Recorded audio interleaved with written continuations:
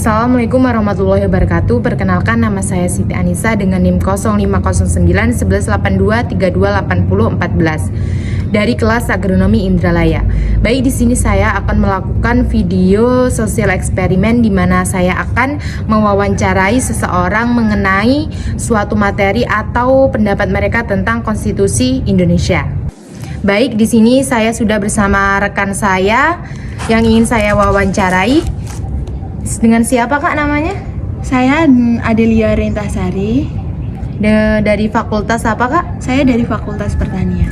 Oke Kak, saya di sini ingin bertanya kepada Kakak bagaimana dari konsep esensi dan urgensi dalam mempengaruhi cara kita menjalani kehidupan sehari-hari ini. Menurut saya konsep esensi dan urgensi itu sangat penting untuk kita pelajari.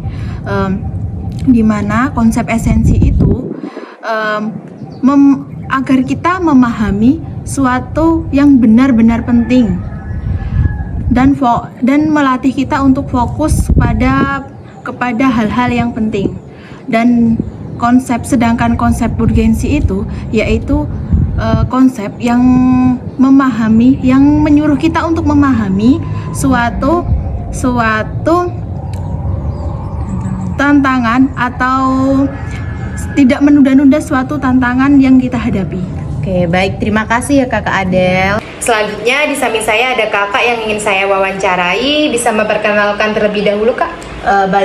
Izin perkenalkan, nama saya Ismi Rahmawati dari Fakultas Keguruan dan Ilmu Pendidikan. Sekarang menempuh semester 6. Oke Kak, di sini saya ingin bertanya kepada Kakak. Menurut Kakak, siapa saja yang wajib mengetahui bahwa UUD NKRI 1945 sebagai konstitusi di Indonesia perlu diterapkan dalam kehidupan? Baik, izin menjawab. Yang wajib mengetahui negara konstitusi yaitu semua warga negara Indonesia seharusnya mengetahui bahwa Undang-Undang Dasar Negara Republik Indonesia tahun 1945 adalah konstitusi yang harus diterapkan dalam kehidupan sehari-hari. Tidak hanya diterapkan tetapi juga dilakukan dalam kehidupan sehari-hari, sehingga hukum dasar yang menetapkan struktur pemerintahan, hak-hak dan kewajiban warga negara serta prinsip-prinsip dasar yang mengatur kehidupan berbangsa dan bernegara. Oleh karena itu, pemahaman dan penghormatan terhadap konstitusi itu sangat penting bagi warga negara Indonesia agar memastikan bahwa bisa berjalan sesuai dengan prinsip-prinsip demokrasi, keadilan, dan kebenaran. Mungkin itu saja yang bisa Kakak jawab. Oke Kak, terima kasih ya Kak ya atas pendapat. Baiklah, di samping saya ada kakak yang ingin saya wawancarai. Bisa memperkenalkan diri Kak terlebih dahulu? Oke, baiklah. Perkenalkan, nama saya Reviani dari Program Studi Pendidikan Bahasa dan Sastra Indonesia, Fakultas Keguruan dan Ilmu Pendidikan. Baik Kak, di sini saya ingin bertanya kepada Kakak, mengapa Undang-Undang 1945 sebagai konstitusi Indonesia mempengaruhi kehidupan sehari-hari dalam konteks hak dan kewajiban sebagai warga negara?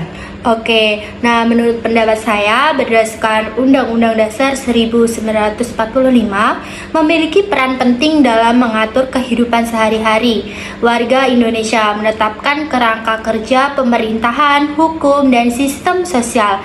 Nah, ini mengatur hak-hak dasar dan kewajiban mempengaruhi berbagai aspek kehidupan mulai dari interaksi individu hingga kebijakan publik serta menjadikan paduan moral dengan nilai-nilai seperti keadilan dan kebebasan. Oke, baik. Terima kasih ya, Kak.